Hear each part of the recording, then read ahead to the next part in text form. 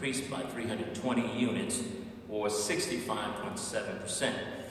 Now, this leads me to believe that the 2006 estimate was low, and even with conducting a detailed windshield survey, the 2007 number may also be an undercount. And then also looking at the foreclosures filed in January of 2008, which was 55, the number of vacant houses in Mount Pleasant could climb over 1,000, the 1,000 mark by the end of 2008. So again, when we look at a community that has 10,000 residential structures, we're now reaching a staggering level of about 10% vacancy. So then I want you to imagine a neighborhood that has streets that for every 10 houses, one house is vacant, abandoned, and boarded up.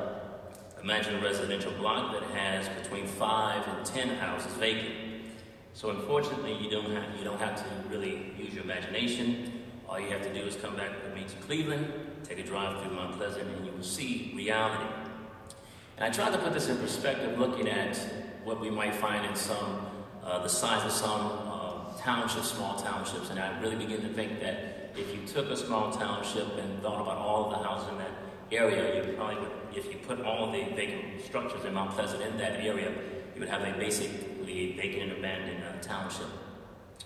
So then when we look at the challenges, unfortunately, none of us saw the problem occurring in this magnitude in time to really do a lot about it. So where do we go from here? Well, what we begin to look at is targeted area strategies within the Mount Pleasant community, also in the city of Cleveland. So we've looked at, and of the 208 vacant structures in Mount Pleasant, my staff has targeted some 212 houses for demolition. And these houses are either obsolete or they are beyond repair. And so at an average demolition and an environmental cost of $12,000 per house, the cost of demolition would be about $2.5 million. Then of the remaining 595 houses that would be slated for rehabilitation, again, we're seeing average cost of rehabilitation of about $60,000. You take that 595 houses times that rehabilitation cost, we're approaching a rehabilitation budget of about $35.7 million just in the Mount Pleasant community. Add to that then the cost of acquiring these properties, and again that average cost we've looked at about $18,000.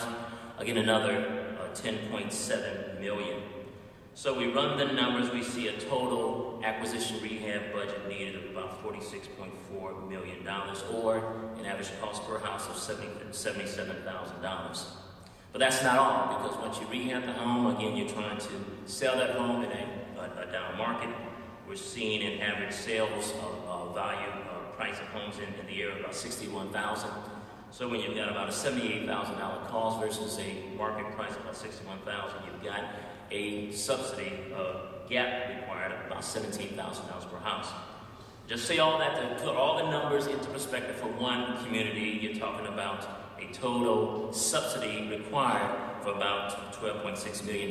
If that's all through public subsidy, certainly we would hope that the private sector would be involved in this process. But then just multiply that number by the various percentages around the state, and you will begin to understand the massive amount of money required to properly rebuild Ohio. So certainly our CDC and CDCs across this state firmly support the research and findings of the Rebuild Ohio study. And again, we're just really calling for additional resources. So thank you for giving me this opportunity to speak today.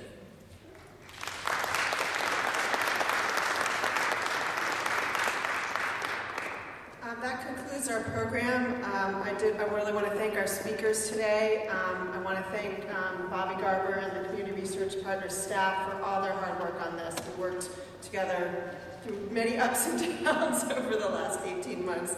I want to thank my Greater Ohio staff for really working very hard the last week to put all this together. I wanted to also recognize Bill Graves from the Ohio Department of Development, who runs the Community Development Division. And I want to conclude by just drawing your attention to a policy summit that Greater Ohio will be putting on in the fall in conjunction with our national partner, the Brookings Institution, where a lot of these issues will be unveiled in a larger policy agenda focused on revitalizing our core communities and core cities around the state. That will be in the fall, and if you go to our website, greaterohio.org, you'll get more information about that. We'll be unveiling an economic revitalization policy agenda for discussion and endorsement by several hundred state and local leaders that will be attending that summit in September.